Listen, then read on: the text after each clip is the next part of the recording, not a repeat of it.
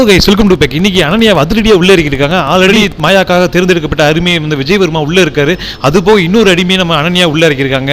கிட்டத்தட்ட என்னதான் பண்றாங்க விஜய் டிவி, என்ன ஸ்ட்ராட்டஜி பண்றானே தெரியல. அனன்யாக்கு இது மூணாவது சான்ஸ். இந்த அனன்யா கொடுத்ததுல வேற யாருக்காவது கொடுத்திருந்தாலும் பிரயோஜனமா இருக்கும். ஒரு தடவை ஹவுஸ் மெட்டாலே வெளியே துரத்தி அனுப்பப்பட்ட அனன்யா ரெண்டாவது தடவை விஜய் டிவி வாய்ப்பு கொடுத்து உள்ள அனுப்பிச்சு. அப்பவும் மாயாக்கு சொம்பு தூக்கிட்டு திருப்பி வெளியே அனுப்புனாங்க. அதுக்கப்புறம் பார்த்தீங்கன்னா இப்போ உள்ள அனுப்பியிருக்காங்க. இப்போ மன கடத்தனமா உள்ளதான் போய் அவங்ககிட்ட தான் பேசியிருக்காங்க.